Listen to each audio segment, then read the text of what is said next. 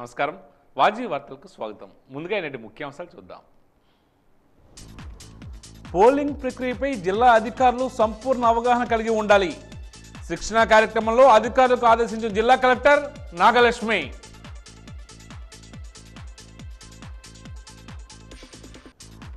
నగరంలో పలు అభివృద్ధి పనులకు ప్రారంభోత్సవాలు శంకుస్థాపనలు చేసిన కోలగట్ల.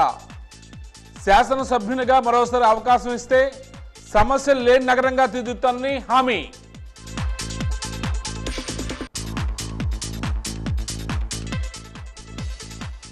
కేంద్ర రాష్ట్ర ప్రభుత్వాలు హోటల్ రంగాన్ని పారిశ్రామిక రంగంగా గుర్తించాలి. జీఎస్టీ తగ్గించి రాయితీలు సౌకర్యాలు కల్పించాలన్న హోటల్ అసోసియేషన్ రాష్ట్ర అధ్యక్షుడు ఆర్వి స్వామి. జలాసనాలు వేయడం తప్ప విజయనగరానికి వీరభద్ర స్వామి ఏమీ చేయలేదు. నియోజకవర్గానికి ఏమి చేశారో చెప్పాలన్న అశోక్ గవిరాజు.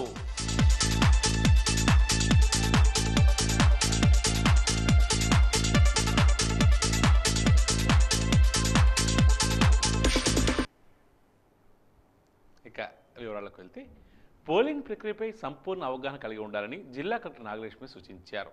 పోలింగ్ ప్రక్రియ, నామినేషన్ దాఖలు చేసే విధానం, సువిధ యాప్ ద్వారా దరఖాస్తు చేసుకునే విధానం తదితర అంశాలపై రాజకీయ పార్టీల ప్రతినిధులకు, నోడల్ అధికారులకు జిల్లా కలెక్టరేట్లో శిక్షణా కార్యక్రమాన్ని నిర్వహించారు. ఈ సందర్భంగా జిల్లా కలెక్టర్ మాట్లాడుతూ ఎన్నికలు నిర్వహించేందుకు జిల్లాలో ఏర్పాటు ముమ్మరం చేస్తున్నామని తెలియజేశారు. ఇప్పటికే జిల్లాలో 1172 ప్రదేశాల్లో మొత్తం 1847 పోలింగ్ కేంద్రాలు ఏర్పాటు చేయడం జరిగిందన్నారు. వీటిలో 11 పోలింగ్ కేంద్రాలను మోడల్ పోలింగ్ స్టేషన్లుగా రూపొందించినట్లు తెలియజేశారు. వీటిలో 2 యువత, 7 కేంద్రాలకు మహిళలు, మరో 2 పోలింగ్ స్టేషన్లకు దివ్యాంగులు పూర్తిగా నిర్వహిస్తారని, ఆయా వర్గాల్లో స్ఫూర్తిని నింపి ఓటింగ్ శాతాన్ని పెంచే లక్ష్యంతో వీటిని ఏర్పాటు చేయడం జరిగిందని జిల్లా కలెక్టర్ తెలియజేశారు. ప్రతి పోలింగ్ కేంద్రంలో త్రాగునీరు, మరుగుదొడ్లు, విద్యుత్ ర్యాంపులు, నేమ్ బోర్డులు తదితర మౌలిక సదుపాయాలు కల్పించడం జరిగిందని తెలియజేశారు.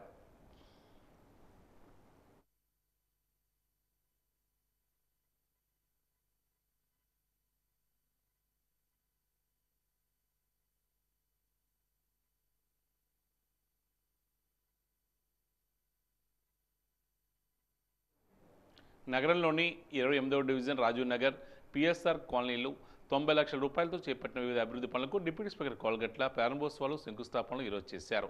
ఈరోజు రాజీవ్ నగర్ చేరుకున్న ఆయనకు స్థానికులు, ప్రజలు ఘనంగా స్వాగతం పలికారు. రాజీవ్ నగర్ ఆర్చి నుండి ఆంజనేయ స్వామి ఆలయం వరకు 400 మీటర్ల పొడవున్న రహదారిని 36 అడుగుల వెడల్పుతో సీసీ రోడ్డు నిర్మాణాన్ని చేపట్టారు.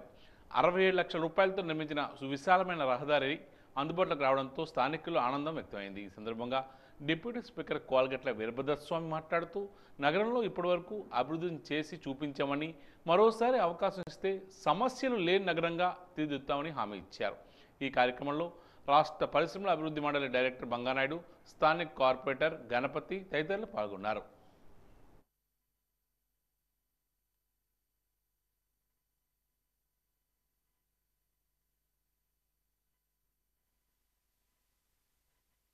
రాజీవ్ నగర్ కాలనీ 67 లక్షల రూపాయలతో సుమారు అర కిలోమీటర్లో రోడ్డు సీసీ రోడ్డు వేయడం జరిగింది. ఎప్పుడో కాలనీ నిర్మాణం చేసినప్పుడు 30 సంవత్సరాల క్రితం వేసిన రోడ్డు పూర్తిగా పాడైపోవడంతో వాహన చోదకులు కానీ, నడకలో నడిచే వాళ్ళకి కానీ చాలా ఇబ్బందులు పడుతున్న పరిస్థితి.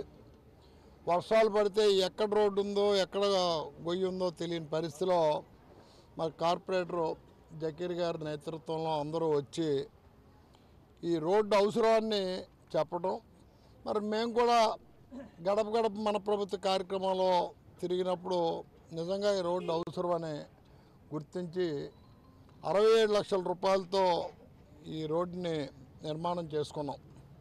ఇప్పటికే అనేక సందుల్లో కాలువలు కట్టాం, రోడ్లు వేసాం, లైట్లు వేసాం.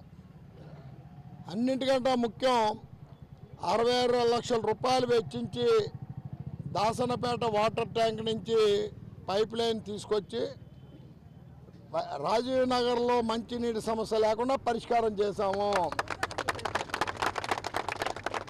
ఇవాళ మహిళల ఆనందం అని ఆ మంచినీటి సమస్య లేకుండా తీర్చో, మాకు చాలా ఉపకారం చేశామని మహిళల ముఖంలో ఆనందం, సంతోషం చూస్తుంటే పనిచేసిన వారికి పూర్తిగా సంతృప్తి కలుగుతుంది.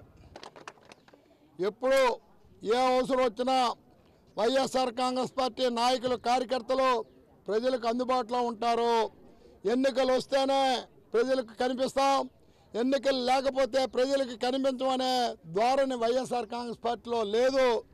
ఎన్నికలున్నా ఎన్నికలు లేకపోయినా, పదవులున్నా పదవులు లేకపోయినా ప్రజలు వెన్నంటి తిరిగేది వైఎస్ఆర్ కాంగ్రెస్ పార్టీ నాయకత్వాన్ని ఈ సందర్భంగా తెలియజేస్తూ, ఈరోజు ప్రారంభం చేసిన రోడ్డు యావత్ కాలనీకి మెయిన్ రోడ్డు, యావత్ కాలనీ ప్రజలకు కూడా ఈ రోడ్డు సంపూర్ణంగా ఉపయోగపడుతుంది. ఇంకేదైనా మౌలిక సదుపాయాలు కొడుతున్నా కూడా అవి కూడా తీర్చడానికి ప్రభుత్వం జగన్మోహన్ రెడ్డి గారి నాయకత్వంలో సిద్ధంగా ఉందని తెలియజేస్తుంది.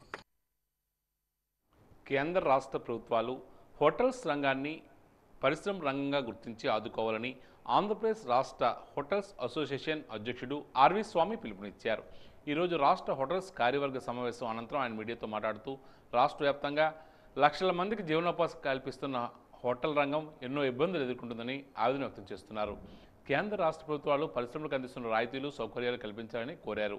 జీఎస్టీని 12 నుండి 5% తగ్గించాలని కోరారు. దూర ప్రాంతాల నుండి వచ్చే ప్రయాణికులకు సౌకర్యంగా హోటల్స్ అర్ధరాత్రి 12 గంటల వరకు తెరిచి ఉండేందుకు అనుమతులు ఇవ్వాలని డిమాండ్ చేశారు.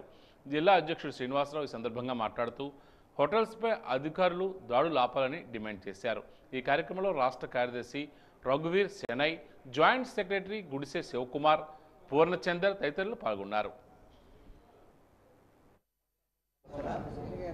విజయనగరం జిల్లా హోటల్ అసోసియేషన్ నుంచి కూడా స్టేట్ వైడ్గా ఎటువంటి ప్రాబ్లమ్స్ ఉన్నాయి ఏంటి, వాటి సమస్యల పరిష్కారం ఏంటి అనే దాని మీద కూడా మేము కొన్ని సూచనలు సలహాలు ప్రెసిడెంట్ గారికి ఇవ్వడం జరిగింది. వాటిలో కూడా పరిగణలోకి తీసుకొని మేము చేస్తాం, వాటికి ఆ సమస్యల పరిష్కారం చూపిస్తామన్నటువంటి విషయాన్ని మాకు ఆయన తెలియజేశారు. వాటి మీద ఇప్పుడు చర్చ మీటింగ్ కూడా ఈసీ మీటింగ్లో కూడా చర్చ జరుగుతూ ఉన్నది.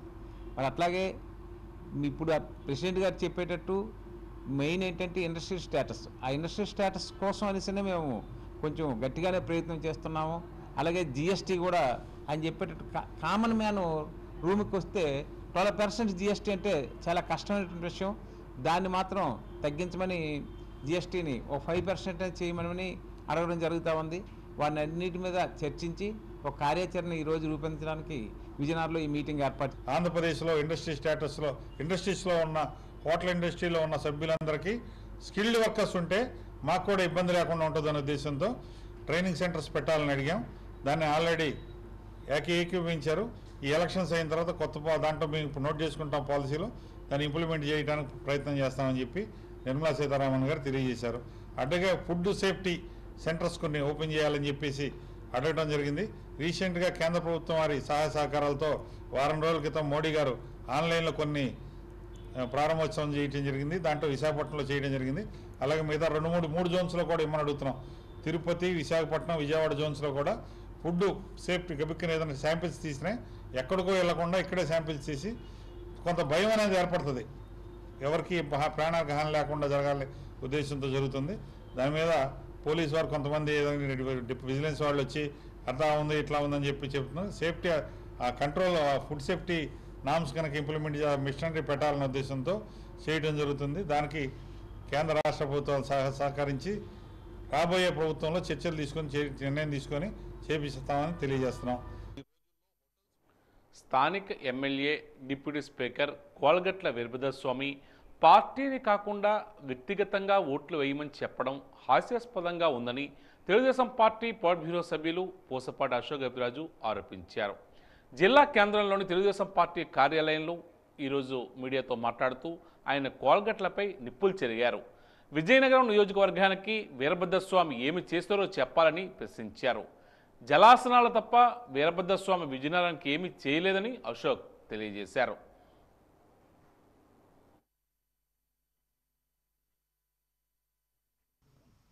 భుజాలు తడుకుని వస్తారు, మా అభివృద్ధి చూడండి అని ఇటీవలే ఒక ఫుల్ పేజ్ అడ్వర్టైజ్మెంట్ ఇచ్చారు. ఏంటి, మన రాష్ట్రంలో 5 మెడికల్ కాలేజెస్ పెడతారని.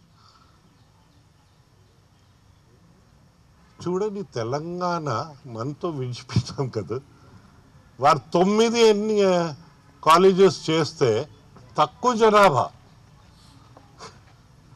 వారు ఏ ప్రజా ఆస్తుల్ని తాకట్టు పెట్టలే. మనకి ఇక్కడ 5 తెచ్చాని గొప్పగా చెప్తా వస్తుంటే సిగ్గుపడాలి మీరందరనేది మనకు అర్థమవుతుంది. అసెంబ్లీలో ఒక్కరైనా మాట్లాడారా వీరందరూ? మమ్మల్ని చూడండి, మా పార్టీని చూడకండి. అయ్యా మిమ్మల్ని చూసినా పార్టీని చూసినా చెత్త చెత్తే, ఎక్కడ వెళ్ళినా చెత్త చెత్తే. వారికి కావాల్సింది ఏంటి? మీ పైన చెత్త పన్ను తప్ప, ఆ పన్ను కావాలి తప్ప ఇంకా ఏదైనా కావాలా? ధ్వంసాలు, అన్ని ధ్వంసాలే. నాగార్జున సాగర్ కట్టేటప్పుడు ఎన్ని ముఖ్యమంత్రులు మారారండి, ఎన్ని రాజకీయ పార్టీలు మారారండి, ఎవరైనా ధ్వంసం చేశారా? సేఫ్ స్టేజ్కి తీసుకొచ్చి జాగ్రత్త చూసుకుని మేం చేయలేని పరిస్థితుల్లో భావితరాలు నష్టపడకుండా కాపాడడం, ఇది ప్రజాప్రతినిధి ధర్మం నాయనా. చేద్దాం. మళ్ళీ తెలుగుదేశం పార్టీని తీసుకొచ్చి ఏ రాష్ట్రం కంటే తక్కువ తెలుగు వాళ్ళు కారని ఒక పక్కన రుజువు చేస్తే భారతదేశం కూడా దేశానికి తక్కువ లేకుండా ఉందని విషయము మనం మళ్ళీ ప్రపంచానికి రుజువు చేద్దామని నేను మీకు అందరికీ మనవి చేస్తూ, వ్యక్తుల ప్రభావాలు పార్టీపై ఉంటాయి, పార్టీ ప్రభావాలు వ్యక్తులపై ఉంటాయి. మంచి వ్యక్తులు, ఆలోచించే వ్యక్తుల్ని తీసుకొస్తే ఆ పార్టీ ఆలోచించి పని చేస్తుంది. మన ఊడిగం చేసే వ్యక్తుల్ని, పదవుల్ని పట్టుకుని వేలాడుకుంటూ వ్యక్తుల్ని మనం తీసుకొస్తే మనకి బాగుంటుందని నేనైతే అనుకోను. వారు ఊడిగం చేస్తూనే పోతారు, మిమ్మల్ని మభ్య పెడుతూనే పోతారు. ఆ లక్షణం ఉంటే ఉంటుంది అనే విషయం మీకు మనవి చేస్తూ ఉన్నాను. అయితే మీ అందరి ముందు ఈ ఎక్కువ మనుషుల్లో ఆవహించిన అజ్ఞానం అనే అంధకారాన్ని తొలగించి జ్ఞానం అనే ప్రకాశాన్ని నింపుకొని పాపాల నుంచి విముక్తై పుణ్యాత్ములుగా కావడానికి ఈ నెల 8వ తేదీన మహాశివరాత్రి శివజయంతి మహోత్సవాల సందర్భంగా విజయనగరం పట్టణంలోని అయోధ్య మైదానంలో వేడుకలను భారీ ఎత్తున నిర్వహిస్తున్నట్లు ఉమ్మడి విజయనగరం జిల్లా బ్రహ్మకుమారీస్ సేవా కేంద్రాల ఇన్ఛార్జ్ రాజయోగిని బీకే అన్నపూర్ణ తెలియజేశారు. దీనికి సంబంధించిన కరపత్రాలను కంటోన్మెంట్ సేవా కేంద్రంలోని బ్రహ్మకుమారీలు ఈరోజు ఆవిష్కరించారు. ఈ సందర్భంగా మాట్లాడుతూ ఈ నెల 8వ తేదీన సాయంత్రం 5 గంటల నుంచి రాత్రి 10 గంటల వరకు సహస్ర లింగాల దివ్య దర్శనం, 10 అడుగుల మంచులింగం, ఆధ్యాత్మిక చిత్ర ప్రదర్శన, సాంస్కృతిక కార్యక్రమాలు, దీపారాధన ఏర్పాటు చేస్తున్నట్లు తెలియజేశారు.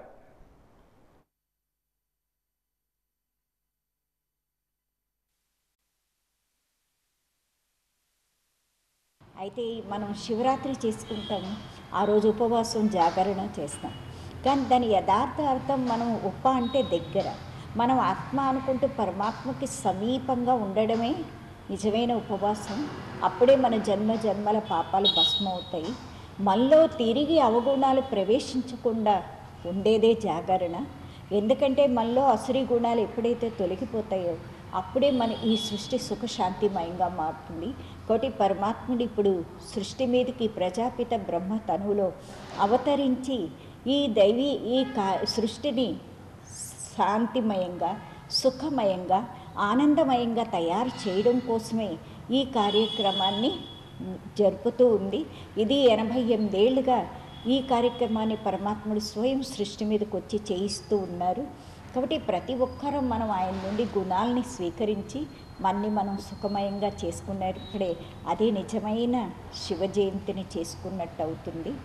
అయితే మనం ఉపవాసం అంటే భోజనం మానేస్తాం, కానీ భగవంతుడికి సమీపంగా ఉండడమే నిజమైన ఉపవాసం. మనలో అవగుణాలు ఏవి ప్రవేశించకుండా జాగ్రత్తలై ఉండాలి. ఈ శివ జయంతికి అయోధ్య మైదానంలో అభిషేకంతో ఉండే శివుణ్ణి, అలాగే అనేక శివలింగాల్ని దర్శించుకోవచ్చు. అదే పెద్ద 10 అడుగుల శివలింగాన్ని కూడా దర్శించుకోవచ్చు. అనేక రకాలుగా శివుణ్ణి దర్శించుకుంటూ అలాగే దీపారాధన చేసుకుని కూడా వెళ్ళచ్చు. కాబట్టి ప్రతి ఒక్కరూ వచ్చి ఆ శివుని దర్శించుకుని ఆయన్ని స్మృతి చేసే మార్గాన్ని తెలుసుకుని మీ జీవితాల్ని సుఖమయంగా చేసుకుంటూ మీ చుట్టూ ఉన్న పరివారాన్ని, మీ చుట్టూ ఉన్న వాళ్ళందరికీ కూడా సుఖాన్ని, శాంతిని ఇవ్వాలని కోరుకుంటూ మీ అందరికీ కూడా అయోధ్య మైదానంలో వచ్చి అందరూ కూడా దాన్ని దర్శించుకోవాల్సిందిగా కోరుతూ అందరికీ మా తరఫున శుభాకాంక్షలు.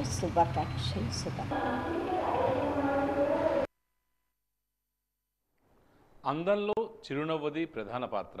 ఆత్మవిశ్వాసానికి నవ్వు ప్రతీక. అది సహజంగా కనిపించాలంటే దంతాలు ఆరోగ్యంగా ఉండాలి. ఆరోగ్యంగా లేని నోరు ఎన్నో అనారోగ్యాలకు దారితీస్తుంది. దంతాలు ఆరోగ్యంగా ఉండాలంటే నోటి ఆరోగ్యం మీద మనం దృష్టి పెట్టాలి. మానవ ఆరోగ్యంలో దంతాలు కీలక పాత్ర పోషిస్తాయి. అందుకే కొన్నింటికి వీలైనంత దూరంగా ఉండమంటున్నారు దంత వైద్య నిపుణులు. జాతీయ దంత వైద్యుల దినోత్సవం సందర్భంగా వాజీ ప్రత్యేక కథనం మీకోసం. పంటి నొప్పి వంటివి తలెత్తితే గాని పళ్ళ యొక్క ప్రాధాన్యం ఏంటో అర్థం కాదు. ఉదయం నిద్రలేచాక మాత్రమే చాలామంది పళ్ళు తోముకుంటారు. నిజానికి రాత్రి పడుకోబోయే ముందు కూడా బ్రష్తో పళ్ళు తోముకోవడం తప్పనిసరి అనే విషయాన్ని అందరూ గ్రహించాలి. పంటి నొప్పి భరించలేనంతగా ఉన్నప్పుడే దంత వైద్యులను కలుస్తాం. కానీ అప్పటికే పంటి సమస్య విషమించి రూట్ కెనాల్ చికిత్సలు, కట్టుడు దంతాలు అవసరమవుతాయి. చిగుళ్ళ సమస్యలు, ఎగుడు దిగుడు దంతాలు, కొన్ని రకాల అలవాట్లు లాంటివన్నీ దంతాల ఆరోగ్యాన్ని దెబ్బతీసేవే. కాబట్టి దంతాలు, చిగుళ్ళు, నాలుక, నోట్లోని మ్యూకస్ మెంబ్రెయిన్లు ఇలా పూర్తి ఓరల్ హెల్త్ మీద ప్రతి ఒక్కరూ దృష్టి పెట్టడం మంచిది.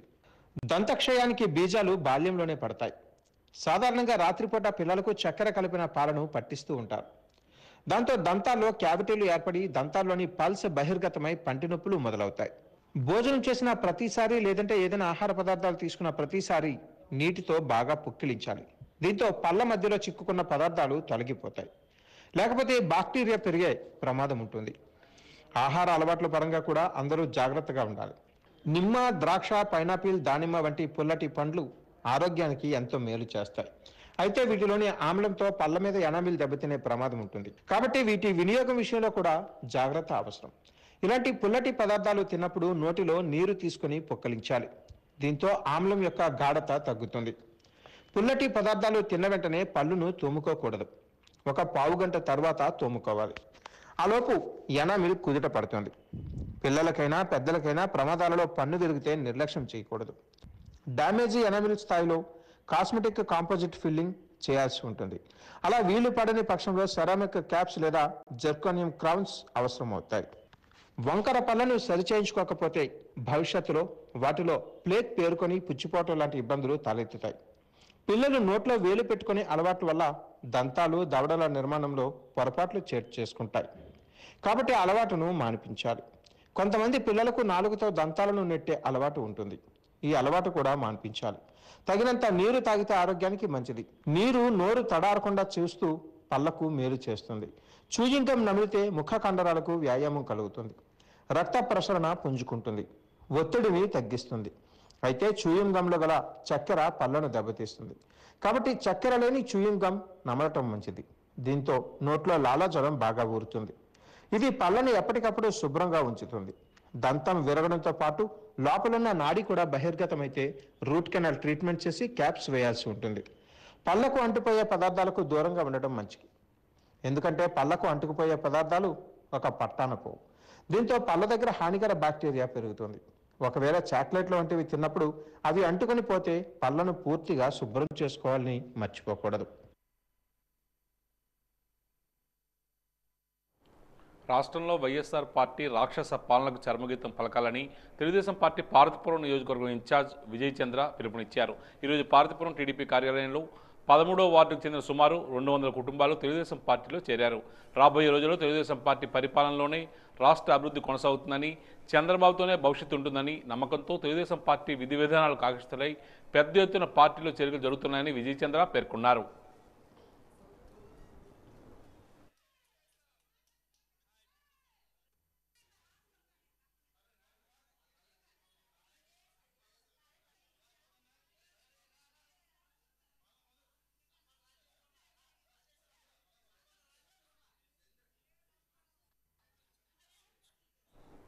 ప్రజా శ్రేయస్సే నా లక్ష్యమని, ప్రజలందరికీ ఎప్పుడూ తాను అందుబాటులో ఉంటానని నెల్లిమర్ల నియోజకవర్గం జనసేన టీడీపీ ఉమ్మడి అభ్యర్థిని లోకం నాగమాధవి భరోసా ఇచ్చారు.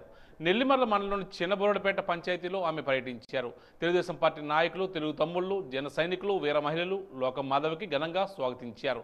ఈ సందర్భంగా మాట్లాడుతూ రాబోయేది జనసేన తెలుగుదేశం ప్రభుత్వమేనని, ఈ యొక్క కొత్త కలయిక బంగారు భవిష్యత్తుకి నాంది పలుకుతుందని ఆశాభావం వ్యక్తం చేశారు. గ్రామం గురించి ఆమె మాట్లాడుతూ తనకు ఎంతో సాన్నిహిత్యం ఉన్న పంచాయతీ చిన్నబోరడపేట అని, తాను ఎన్నోసార్లు ఈ గ్రామంలో పర్యటించానని, రైతుల కష్టాలు చూసి వారికి అండగా నిలిచానని తెలియజేశారు. ఈ కార్యక్రమంలో జననాయకులు జగదీష్, పల్లా రాంబాబు తదితరులు పాల్గొన్నారు.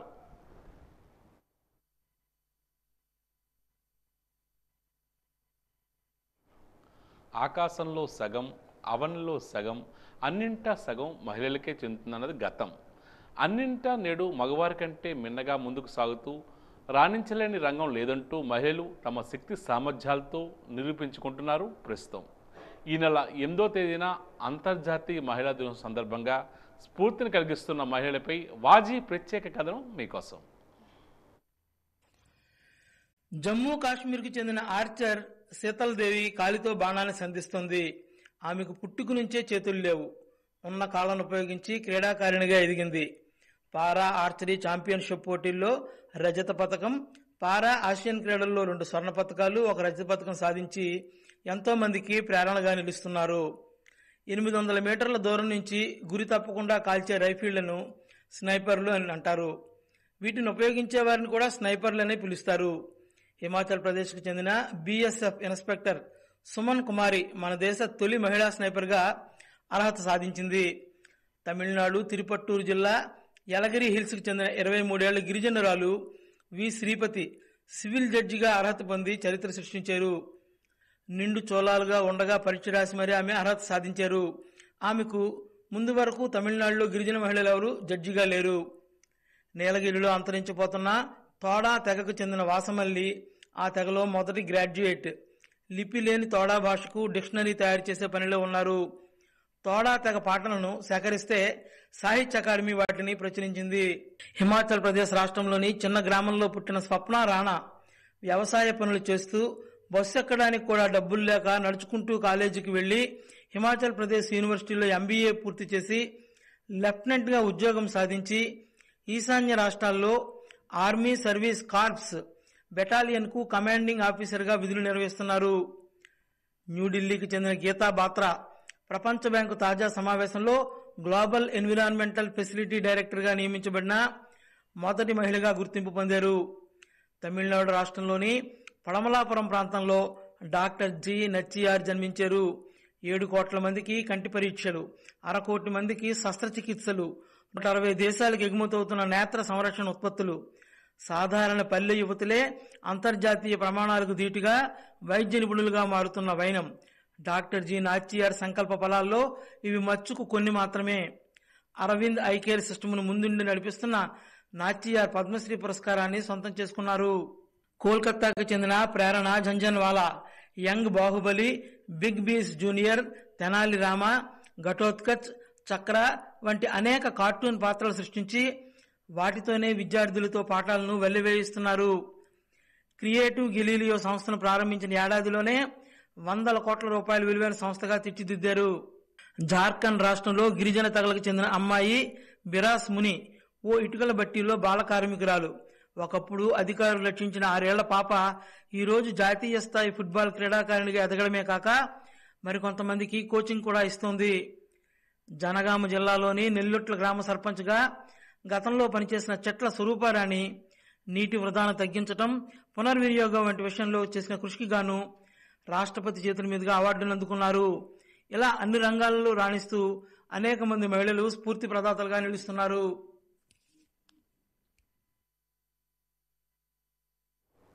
ఆంధ్రప్రదేశ్ ప్రభుత్వం ఇటీవల నిర్వహించిన గ్రూప్ 2 ప్రిలిమ్స్ పరీక్ష ప్రశ్నపత్రంలో అనేక తప్పులు దొర్లాయని, ఆ పరీక్షను వెంటనే రద్దు చేయాలని నిరుద్యోగుల ఐక్యవేదిక జాతీయ అధ్యక్షుడు లగుడు గోవిందరావు డిమాండ్ చేస్తున్నారు. విజయనగరం ప్రెస్ క్లబ్లో ఈరోజు ఆయన మీడియాతో మాట్లాడుతూ గ్రూప్ 2 ప్రిలిమ్స్ పరీక్షలో సిలబస్ పరిధి దాటి ప్రశ్నలు ఇచ్చారని, తద్వారా పరీక్షలు రాసే అభ్యర్థులు అనేక ఇబ్బందులు పడ్డారన్నారు. పరీక్ష నిర్వహణ తీరులో ఏపీపీఎస్సీ అధికారులు నిర్లక్ష్యం స్పష్టంగా కనిపిస్తుందని, ప్రిలిమ్స్ పరీక్షను వెంటనే రద్దు చేయాలని డిమాండ్ చేస్తున్నారు. లేకుంటే 1:100 నిష్పత్తిలో మెయిన్స్ పరీక్షకు అభ్యర్థులు ఎంపిక చేయాలని ఆయన కోరుతున్నారు. ఆంధ్రప్రదేశ్ రాష్ట్ర ప్రభుత్వం, Andhra Pradesh public service commission 897 group 2 పోస్టులు గాను ఫిబ్రవరి 25వ తారీఖున నిర్వహించినటువంటి గ్రూప్ 2 ప్రిలిమినరీ పరీక్షలో అనేక తప్పిదాలైనటువంటి, ముఖ్యంగా సిలబస్కు మించి ప్రశ్నలు ఉండడం, ఆ యొక్క ప్రశ్నలు కాటేది కూడా కఠినంగా ఉండడం, గ్రూప్ 2 తరహా కాకుండా ఒక సివిల్ సర్వీస్ తరహాలో ఎగ్జామ్ యొక్క పరీక్ష ఉండడానికి కారణమైనటువంటి చైర్మన్, అదేవిధంగా కమిషన్ సభ్యులు, సెక్రటరీ కూడా నిర్లక్ష్యంగా కారణంగానే యొక్క ప్రశ్నాపత్రం తయారు చేశారు. కాబట్టి దీనికి నైతిక బాధ్యత వహిస్తూ గ్రూప్ 2 మెయిన్స్ ఎగ్జామ్ ఏదైతే ఉందో ఆ యొక్క గ్రూప్ 2 మెయిన్స్ ఎగ్జామ్కు అందరికీ అవకాశం కల్పించాలి, లేదా 1:100 నిష్పత్తిలో అభ్యర్థులను ఎంపిక చేయాలని చెప్పేసి కూడా రాష్ట్ర ప్రభుత్వాన్ని, ఏపీపీఎస్ను కూడా మేము డిమాండ్ చేస్తున్నాం. మరి అదేవిధంగా ఆంధ్రప్రదేశ్ రాష్ట్రంలో ఖాళీగా ఉన్నటువంటి లక్షలాది ప్రభుత్వ ఉద్యోగాలకు కూడా నోటిఫికేషన్ జారీ చేయాలని, జాబ్ క్యాలెండర్ కూడా విడుదల చేయాలని, కేంద్ర రైల్వే శాఖలో ఖాళీగా ఉన్నటువంటి 3 లక్షల రైల్వే ఉద్యోగాలకు కూడా భర్తీకి నోటిఫికేషన్ విడుదల చేయాలని చెప్పేసి కూడా కేంద్ర రాష్ట్ర ప్రభుత్వాలను మేము డిమాండ్ చేస్తున్నాం.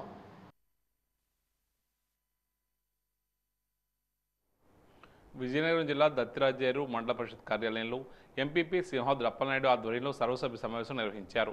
వివిధ శాఖలకు చెందిన అధికారులు ప్రగతి నివేదికలు చదివి వినిపించారు. ఈ సందర్భంగా ఎంపీపీ మాట్లాడుతూ ప్రజా సమస్యలు సకాలంలో పరిష్కారం అయ్యే విధంగా మండల స్థాయి అధికారులు కృషి చేయాలని కోరుతున్నారు. నీటిపారుదల శాఖ అధికారులు పనితీరు బాగులేకపోవడంతో రైతులు ఇబ్బందులు పడుతున్నారని తెలియజేశారు. ఈ కార్యక్రమంలో జడ్పీటీసీ రౌతు రాజేశ్వరి, వైస్ ఎంపీపీలు రమేష్ నాయుడు, అప్పలనాయుడు, వివిధ గ్రామాలకు చెందిన ఎంపీటీసీలు, సర్పంచులు పాల్గొన్నారు.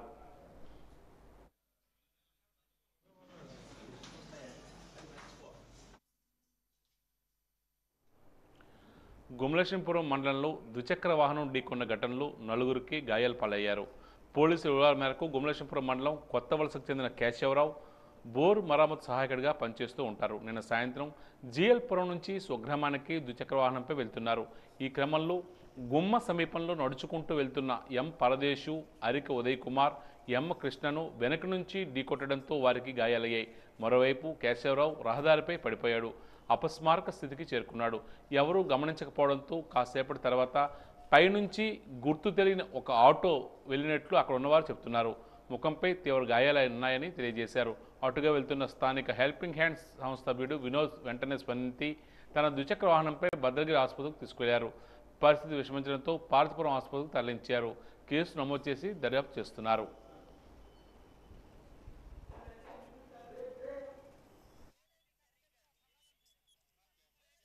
కారులో తరలిస్తున్న గంజాయిని ఆనందపురం మండలంలోని బోయిపాలెం జంక్షన్ వద్ద టాస్క్ ఫోర్స్ ఆనందపురం పోలీసులు పట్టుకున్నారు. నిందితుల వద్ద నుంచి 2 కార్లు, 6 సెల్ ఫోన్లు స్వాధీనం చేసుకున్నారు. Visakha DGP 1 law and order Vijay Manikanta Anandapuram police స్టేషన్లో సంఘటనకు సంబంధించిన వివరాలు వెల్లడించారు. ఒడిశా రాష్ట్రం కోరాపుట్ జిల్లా కొట్టంగి నుంచి 2 కార్లు గంజాయి తరలిస్తున్నట్లు పోలీసులకు సమాచారం అందింది. ఈ మేరకు టాస్క్ ఫోర్సు ఆనందపురం పోలీసులు మండలంలోని బోయిపాలెం జాతీయ రహదారిపై నిఘా పెట్టి వాహనాలు తనిఖీ చేశారు.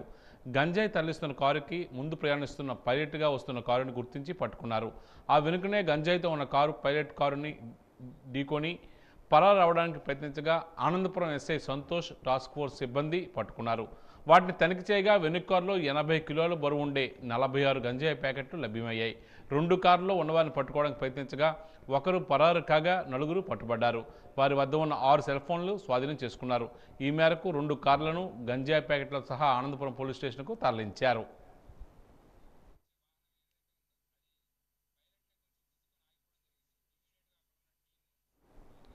విజయనగరం పట్టణం 8వ డివిజన్ కార్పొరేటర్ ద్వాదశి సుమతి, జిల్లా బ్రాహ్మణ సంఘం ఉపాధ్యక్షుడు ద్వాదశి వేణు, జిల్లా ప్రింటింగ్ ప్రెస్ అసోసియేషన్ ఉపాధ్యక్షుడు నమ్మి ప్రసాద్, వారితో పాటు సుమారు 100 కుటుంబాల వారు ఈరోజు పార్టీ కార్యాలయం అశోక్ బంగ్లాలో పార్టీ బ్యూరో సభ్యులు పూసపాటి అశోక్ గౌతుల సమక్షంలో వైకాపా పార్టీ నుండి తెలుగుదేశం పార్టీలో చేరడం జరిగింది. ఈ సందర్భంగా వారిని పార్టీ కండువాతో ఆహ్వానించారు.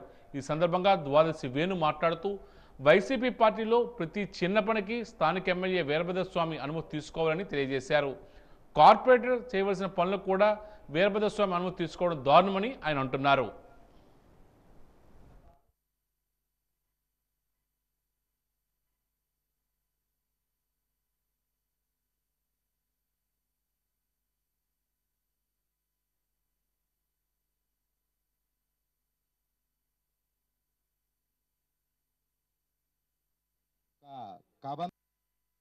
తెలుగుదేశం పార్టీలో జాయిన్ అవుతుంటే ఒక కబంధ హస్తాల నుంచి విముక్తి పొందినంత ఆనందంగా కనిపిస్తున్నది. ఎందుకంటే ఈ మాట అన్నాను అంటే ఎమ్మెల్యే గారు చెప్పండి, ఏదైనా ఎమ్మెల్యే గారు చెప్పినప్పుడు ఈ కార్పొరేటర్ వ్యవస్థ ఎందుకో నాకు అర్థం కాలే. కార్పొరేటర్ అనేవాడు కార్పొరేటర్ పని చేయాలి, మేయర్ గారు అంటే మేయర్ పని చేయాలి, అలాగే ఎమ్మెల్యే గారు పని చేయాలి, మంత్రి గారు మంత్రి పని చేయాలి. కానీ ఇక్కడ నాకు ఏంటనిపించిందంటే ఆల్ ఇన్ వన్. అక్కడ అతను అలాగే ఉన్నారు, ఇక్కడ జిల్లాకి విజయనగరం నియోజకవర్గానికి వచ్చి ఇక్కడ ఇదే పరిస్థితి. ఇలాంటి పరిస్థితుల్లో ఆత్మాభిమానం చంపుకుని ఉండలేక వ్యక్తిగతంగా జరుగుతున్న దాడి నుంచి విముక్తి పొందాలనే ఈ నిర్ణయం తీసుకోవడం జరిగింది. మీకు పెద్దలందరికీ కూడా ఒక విషయం ఆలోచించమంటున్నాను. తెలుగుదేశం పార్టీకి విజన్తో చేసే నాయకత్వం ఉంది. అటు అధ్యక్షులు చంద్రబాబు నాయుడు గారు అవనివ్వండి, ఇక్కడ మన నాయకులు అశోక్ గజరాజు గారు అవనివ్వండి. విజన్ అంటే ఏంటంటే అంటే మీరు అందరూ చెప్తున్నాను, బాలాజీ జంక్షన్ నుంచి రింగ్ రోడ్డు పడింది, అదే డబుల్ రోడ్డు వేశారు. అది ఎక్కడి వరకు ఇంచుమించు మన కొత్తపేట నియోజకవర్గం వరకును. ఆ రోడ్డు పడడం వల్ల అక్కడ వ్యాపార రీత్యా కానివ్వండి, ఇల్లులు ఎంత డెవలప్ అయిందంటే ఆ రోడ్డు ఆ రోజు వేయడం బట్టి ఈరోజు అక్కడ ఎంతోమంది ఉపాధి పొంది ఆర్థికంగా వ్యాపారాలు చేసుకుంటూ అభివృద్ధిలోకి వచ్చారు.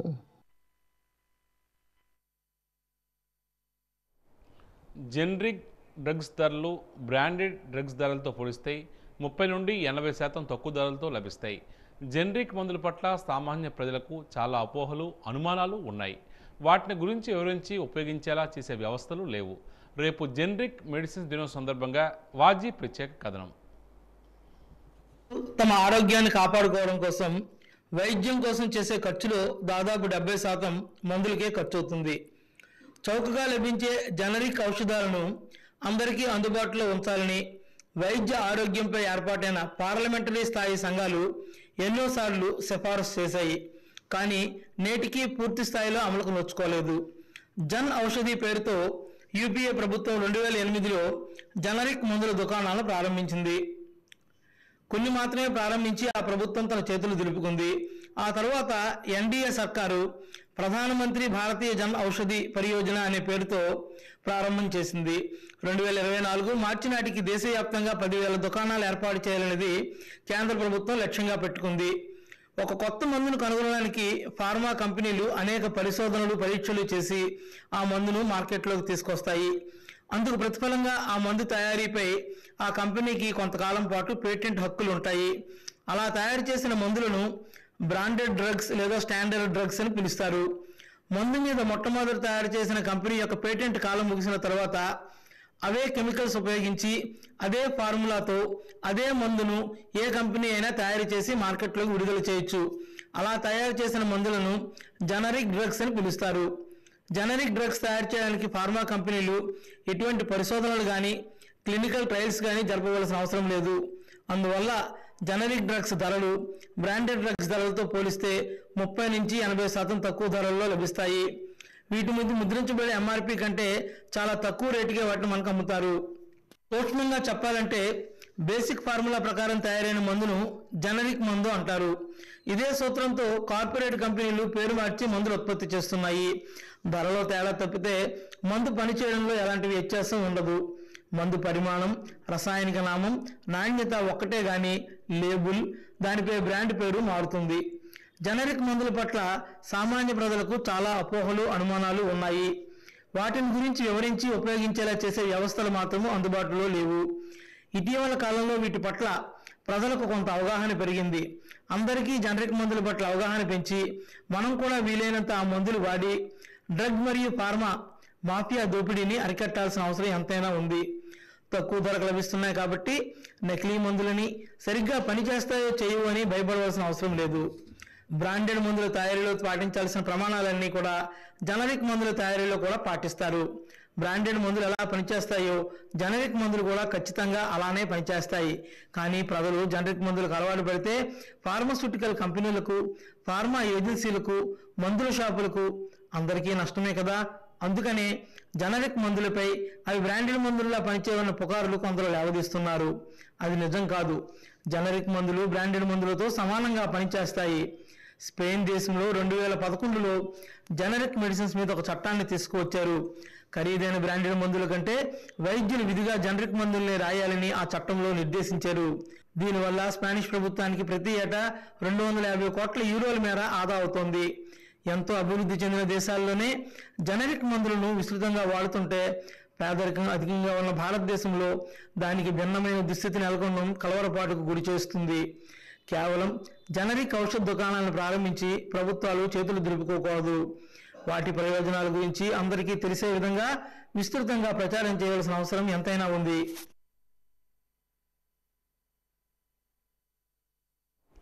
రానున్న వేసవికాలంలో పశువుల మేతకు పచ్చగడ్డి ఎంతో అవసరమని, పచ్చగడ్డిని పెంచడానికి సరైన మెలకువలు పాటించాలని ఏరువాక కేంద్రం ప్రధాన శాస్త్రవేత్త డాక్టర్ కె తేజేశ్వరరావు తెలియజేశారు. పచ్చగడ్డి మెలకువల గురించి ఆయన ఈరోజు ఏరువాక కేంద్రంలో మీడియాతో మాట్లాడారు. పచ్చగడ్డిలో విలువైన పోషకాలు ఉంటాయని, వాటిని పెంచడానికి రైతులు ఆసక్తిగా ఉండాలని తెలియజేశారు. నేలను చదును చేసుకుని 3 దుక్కులు దున్ని చెరుకు గడిలా మాదిరే కానీ గడ్డి గడిలను కూడా నేలలో పాతిపెట్టాలన్నారు. సరైన సమయంలో నీటిని తడిపినట్లయితే పచ్చగడ్డి బాగా పెరిగే అవకాశం ఉందని తెలియజేశారు. అలాగే ఎండుగడ్డిని కూడా సరైన పద్ధతిలో నిల్వ చేసుకున్నట్లయితే పశువులకు మంచి మేత దొరికే అవకాశం ఉంటుందని తెలియజేశారు. రైతులు తగిన సలహాలు సూచనలు తీసుకుని పశు సంపద అభివృద్ధికి కృషి చేయాలని ఆయన కోరుతున్నారు. ఏదైతే ఈ రానున్న ఈ వేసవి ఏదైతే ముఖ్యంగా ఏప్రిల్ మే నెలలో వేసవిలో పశువులు ముఖ్యంగా ఏదైతే పచ్చిమేత విషయంలో ఈ కొరత కానీ లేకపోతే దానికి ఉండే ఈ లభ్యతను కానీ మనం దృష్టిలో పెట్టుకొని అందున విజయనగరం జిల్లాలో రైతాంగం చాలా వరకు ఎండు మేత ఏదైతే వరిగడ్డి మీద ఆధారపడడం అనేది కాకుండా ప్రతి సమతుల్య ఆహారం పశువులకు చెప్పాలంటే ఎండు మేత, పచ్చి మేత, అదేవిధంగా కాన్సన్ట్రేట్స్ అంటాం, అంటే తౌడు కానీ లేకపోతే మినరల్ మిక్చర్ కానీ ఈ మూడింటిని మనం ఇంట్లో వాడే అన్నం కూర చారు మాదిరిగా ఈ 3 అంశాలు ఉండాలి. వాటిలో ముఖ్యంగా పచ్చిమేత ఎక్కువగా రైతాంగంకి జిల్లాలో వాళ్ళకి తెలియక తక్కువ వేయకపోవడం వల్ల దాన్ని చేసుకున్న ఏదైతే ఈ పచ్చిమేతలో ముఖ్యంగా సూపర్ నేపియర్ గడ్డి అండి. ఈ సూపర్ నేపియర్ గడ్డి అండి సుమారుగా ఒక 18% మాంసకృతులు ఉండి మనకి ఇది ఏదైతే మనం శాఖీయ చెరుకులాగా శాఖీయ మొక్కల ద్వారా ప్రవర్ధన చేస్తుంది. ఏదైతే మనకి మొక్కలు ఉన్నాయో ఒక 2-3 కనుపులు ఉండే మొక్కలు మనం తీసుకొని వీటిని మనం నాటుకుంటే ఎత్తు బోజుల్లో వేసి బోజులకు సుమారుగా 45 డిగ్రీల కోణంలో మనం నాటుకుంటే మంచి పచ్చిమేత మొదటి కోత 90 రోజుల్లో తయారవుతుంది. ఈ మొదటి కోత 90 రోజులు తయారైన తర్వాత సుమారుగా మనకి ఒక ఎకరాకు ఒక 5-6 పశువులు ఉంటే సుమారుగా మనం ఒక 10-15 సెంట్లో పెట్టుకుంటే 120 టన్నుల వరకు కూడా మనకి పచ్చిమేత సౌలభ్యంగా ఉంటుంది. వీటిలో ప్రత్యక్షంగా ఈ సూపర్ నేపియర్ గడ్డిలోనే ఇతర పంజాబ్ నుంచి వచ్చిన ఒక ఎరుపు జాతి కూడా సూపర్ నేపియర్ తీసుకొచ్చి మనం డెమాన్స్ట్రేషన్ పెట్టాం. ఈ ఎవరికైతే ఈ స్లిప్స్ కావాల్సిన వాళ్ళు తమ సహచర రైతాంగం నుంచి కూడా తీసుకొని ముఖ్యంగా ఈ సూపర్ నేపియర్ గడ్డిని తమ యొక్క విధానాల్లో తమ పోషక విధానాలకు కానీ తమ యొక్క వ్యవసాయంలో కానీ సూపర్ నేపియర్ డెమోస్ పెట్టుకోవడం లేకపోతే సూపర్ నేపియర్ అభివృద్ధి చేసుకుంటే పచ్చిమేత కొరత ఇప్పుడు వేసవిలో రాదు.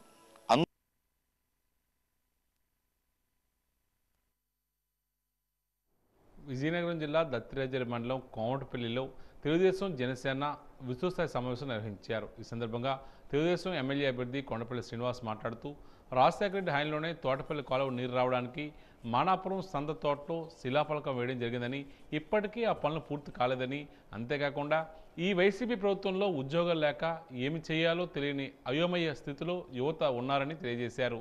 ఈ చేతకాని వైసీపీ ప్రభుత్వాన్ని ఇంటికి పంపించే సమయం ఆసన్నమైందని, ప్రతి ఒక్కరూ గ్రామాల్లో సైనికుల్లా పనిచేసి తెలుగుదేశం పార్టీ అభ్యర్థిగా నిలబడిన తనను అత్యధిక మెజార్టీతో గెలిపించాలని ఆయన కోరుతున్నారు. ఈ సమావేశంలో జనసేన గైప్నగరం ఇన్ఛార్జ్ సురేష్, సీనియర్ నాయకులు కొండపల్లి కొండలరావు తదితరులు పాల్గొన్నారు.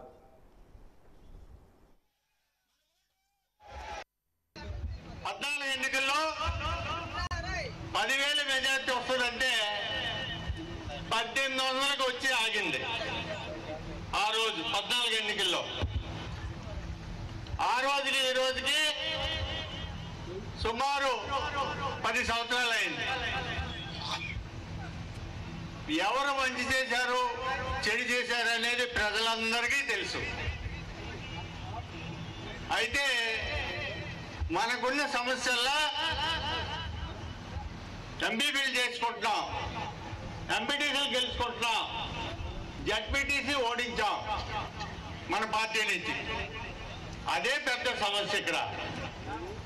ఏక నాయకత్వం అనేది అవసరం ఇక్కడ. ఇవాళ దయచేసి చెప్తున్నాను, దత్తిరాజేరు మండలం రానున్న ఎన్నికల్లో మళ్ళీ స్థానిక ఎన్నికల దాకా ఈ మండలాన్ని నేను పార్టీ పరంగా దత్తత తీసుకుంటా. ఛాలెంజ్ వైసీపీ పార్టీకి ఈ మండలంలో ఏక నాయకత్వంతో తెలుగుదేశం పార్టీ, జనసేన పార్టీలు ఎగిరించి నాయకత్వాన్ని పటిష్టం చేస్తామని మీ అందరికీ నేను. చాలా మంది చెప్తున్నారు ఏదైనా కష్టం వస్తే ఎవరి దగ్గరికి వెళ్ళాలని తెలియని పరిస్థితిలో ఈ రోజు దత్తిరాజేరు మండలంలో ఉందనేది నాకు తెలిసిన విషయం. అయితే ఈ రోజు నేను మనవి చేస్తున్నాను, మాలో ఐక్యత, మీ గ్రామ స్థాయిలో ఐక్యత తీసుకొచ్చి మీరు అందరూ కూడా ఎటువంటి కష్టం వచ్చినా ఎవరి దగ్గరికి వెళ్ళినా మీకు కష్టం తీరే పరిస్థితి మేము కలుగు చేస్తామనేది ఈ సభ ద్వారా మీకు చెప్తున్నాను. అదే విషయంగా ఈరోజు నేను చెప్పాలి ఏంటంటే మన మండలంలో ఉన్న డెవలప్మెంట్ యాక్టివిటీస్ కొన్ని, అంటే ఏదైతే ఉన్న కొన్ని నేను గత వారం రోజులుగా కొన్ని ప్రతి విలేజ్ తిరగడం జరిగింది. మరీ ముఖ్యంగా నేను గమనించింది ఏంటంటే గెద్దపవలస రోడ్డు, గెద్దపవలస పెద్ద ఆయన ఇక్కడ ఉన్నారా? ఉన్నారు పెద్ద ఆయన ఇక్కడే ఉన్నారు. ఆ గెద్దపవలస రోడ్డు ఎంత దయనీయ స్థితి అంటే ఈ రోజుకి అలాంటి రోడ్డు మన మండలంలో, మన ప్రాంతంలో ఉందంటే అది చాలా దయనీయ సిచ్యువేషన్. అలాగే లింగాల వలస రోడ్డు కూడా చూశాను, గమనించాను. ఖచ్చితంగా మన రానున్న తెలుగుదేశం గవర్నమెంట్ లో ఈ 2 రోడ్లు మనం పూర్తి చేద్దాం. అలాగే మీకు ఏమైనా ఉన్న అభ్యర్థి లోటు అయినా ఉన్న ఏదైనా కూడా మనం పరిష్కరించే పరిస్థితి మనం చూద్దాం. అలాగే ఈరోజు తోటపల్లి రిజర్వాయర్ తాలూకా వాటర్ ఈ రోజుకి మనకి అందట్లేదంటే ఎంతో దయనీయ స్థితి. మనం గత తెలుగుదేశం గవర్నమెంట్ లో దానికి మనం ఎక్కడైతే ఆపామో అక్కడితో ఆగిపోయింది పని. అవునా కాదా? ఏమైనా ఇక ఈనాటి వాజీ వార్తలు ముగించే ముందు ముఖ్యాంశాలు మరోసారి. పోలింగ్ ప్రక్రియపై జిల్లా అధికారులు సంపూర్ణ అవగాహన కలిగి ఉండాలి. శిక్షణా కార్యక్రమంలో అధికారులకు ఆదేశించిన జిల్లా కలెక్టర్ నాగలక్ష్మి.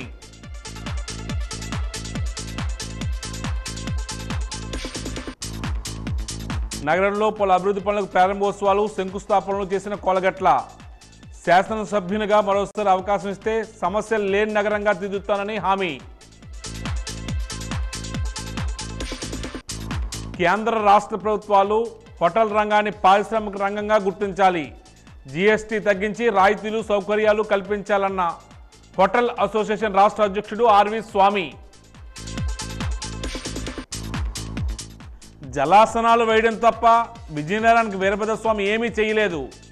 నియోజకవర్గానికి ఏమి చేశారో చెప్పాలన్న అశోక్ గజపతిరాజు.